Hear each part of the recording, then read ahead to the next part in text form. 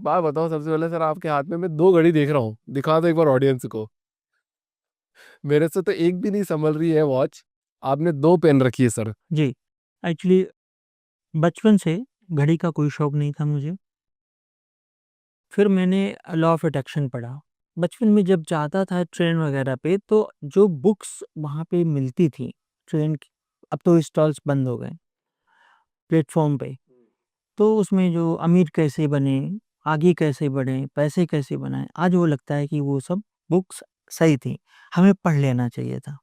और मेरे को लगा आप बोलोगे गलत थी। नहीं, तो घड़ियों का ये है कि घड़ी आपके बॉडी पर जब आती है, कोई भी चीज़, कपड़े, घड़ी, तो एक घड़ी का ये मैटर है कि इससे आपको धन चाहिए, आपको प्रतिष्ठा चाहिए, आपको सम्मान चाहिए, मतलब जो-जो चीज़ें आपको चाहिए, तो वो यहाँ पे लॉ ऑफ अट्रैक्शन और मैनिफेस्टेशन के थ्रू आपको मिलती है। इस घड़ी को मैंने पहले रिसर्च किया मैंने खुद पहनने के लिए, तो ये मात्र गुड़गाँव में एक स्टोर है गारमेंट का, और वहाँ पर मैंने उनके जो ओनर हैं उनसे बात करी, तो उन्होंने कहा 1 बची है, आप आ जाइए। मैं गया तो वो कहीं गए हुए थे, डेढ़ घंटा रात तक वेट किया और मुझे रात में ही लौटना था। घड़ी मुझे मिली, मैं आया। फिर उसके बाद इस घड़ी को मैं 6 महीने, देखिए, कोई भी चीज़ रिज़ल्ट देने में हो सकता है, जैसे भई कई जगह 43 दिन कहा जाता है, 60 दिन कहा जाता है।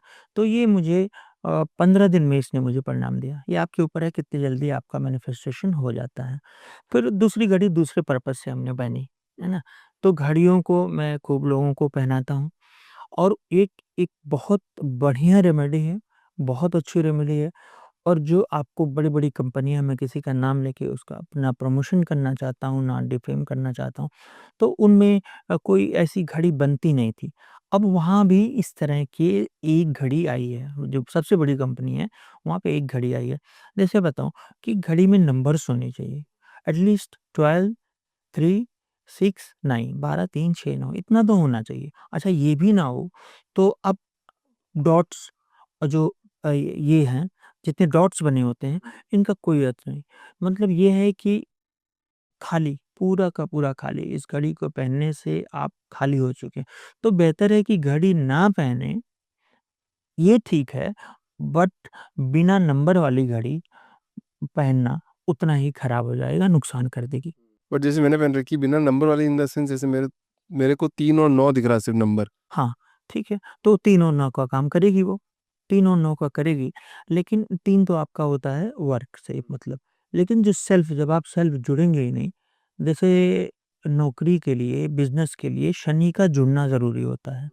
तो आप आदमी खुद जुपिटर होता है, तो आपका जब जो कि 12 है, आप खुद आदमी उसमें 12 होता है, घड़ी में 12 नंबर खुद है, 12 का उसमें कनेक्शन नहीं है, तो कम से कम कुछ ना हो तो 12 हो, हुँ। ये भी अच्छा काम करती है। तो इसमें कम से कम 500 चीज़ें होती हैं घड़ी के अंदर, बाहर पूरा मिला के, तो इस तरह काम करती है, खूब काम करती है। और मैं समझता हूँ कि आज की डेट में जिसको जैसे रत्न है, उस पर मेरे गुरु के हिसाब से अभी तक ना कोई रिसर्च हुई है, ना कुछ हुआ है। तो कैसे माने कि ये रत्न, ना किसी बड़े हमारे क्लासिक्स में रत्न का उल्लेख है। अब ठीक है, घड़ियों का तो होगा ही नहीं, घड़ी तो नई चीज़ है। हाँ, मैनिफेस्टेशन, ये जो टेक्निक है, मैं बहुत ही गर्व के साथ कह सकता हूँ, ये हमारी पतंजलि और सांख्य दर्शन से ली गई है। जिन्होंने इसको पढ़ा, और पूरा का पूरा जो वास्तु है वो सांख्य दर्शन से है, तो इसका सांख्य और पतंजलि से। बट फ़ायदा क्या है? जैसे मान लो आज मैं दोनों हाथों में घड़ी पहन लेता हूँ, या नहीं, एक अपना में ऑडियंस पहनिए, देख लेगी। एक में पहनिए ना आप, आपने दोनों में पहन रखी, मैं भी दोनों में पहनूँगा। किसी को मनी चाहिए, पैसे चाहिए, बड़ा होना चाहिए, बड़ा पैसा, तो ये सबसे बड़ा डायल है।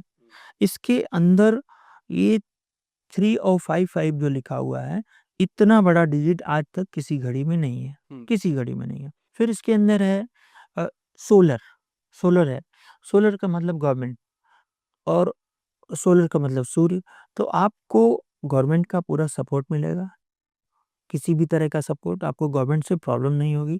दूसरा सूर्य मतलब राम, तो एक तरह से इस घड़ी में राम नाम भी चल रहा है।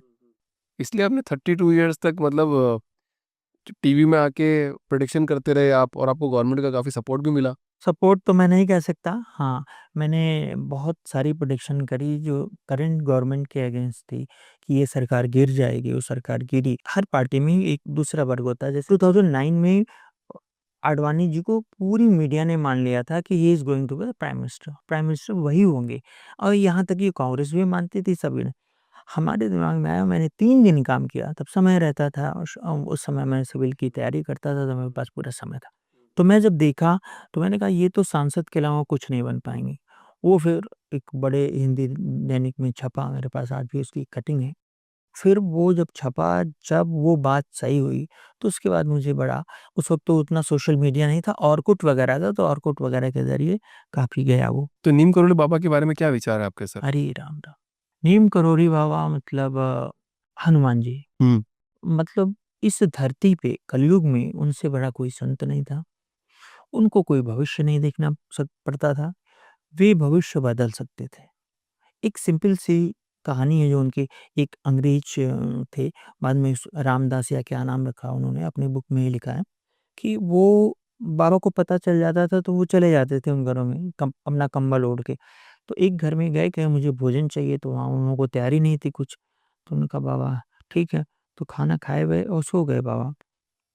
और रात भर हू करके, तो उन्होंने कहा इतनी ठंडी भी नहीं है, कंबल भी ओढ़े हैं, इस तरह से क्यों कर रहे हैं बाबा? सुबह जब उठे तो उन्होंने एक डंडे में उस कंबल को दिया और बगल में नदी थी, फर्रुखाबाद या जहाँ भी वो रहते थे।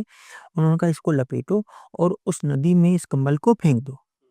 और वो धधक रहा था पूरा। 1 महीने बाद उनका लड़का सेना में था। वो आता है, चाइना से वॉर हो रहा था। चाइना या पाकिस्तान से। तो उन्होंने कहा कि और बताओ कैसा रहा लड़ाई-वड़ाई? कहा कि लड़ाई तो हुई, 25 गोली मुझे लगी, लेकिन जब मुझ पे गोली लगती थी तो गुदगुदी लगती थी, ठीक है?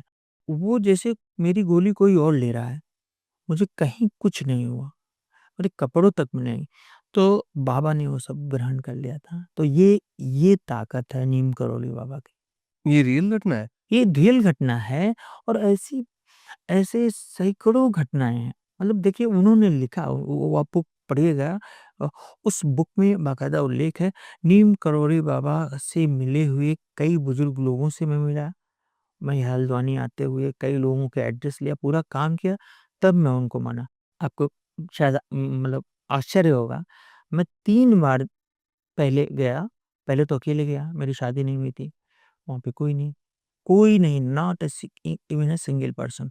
दूसरी बार गया तो एक कोई लेडी आई थी, वो अपने वो चार्टर प्लेन था या हेलीकॉप्टर था क्या था, वो बैठी हुई थी, उनको पाँव में कुछ दिक्कत थी।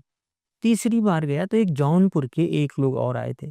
तो आप समझिए 3 बार की यात्राओं में वहाँ पे सिर्फ़ एक-एक लोग मिले। पर इसके बाद जब मैं गया तो वहाँ भीड़ बढ़ चुकी थी। वहाँ मैं क्या करता था कि 3 घंटे राम-राम करता था। नीम करोली बाबा ने यही नाम दिया था, तो मैं राम-राम करता था और पूरा ध्यानस्थ हो जाता था। बच्चे-वच्चे थोड़ी देर करके अपना होटल-वोटल में चले जाते थे। अब जब गया तो मैंने कहा कि किसी ने बड़े संत ने मुझसे कहा कि जिन जगहों पर बहुत ज़्यादा भीड़ हो जाए, देवता उन जगहों को छोड़ देते हैं। तो फिर मैं उसके बाद से तब से नहीं गया।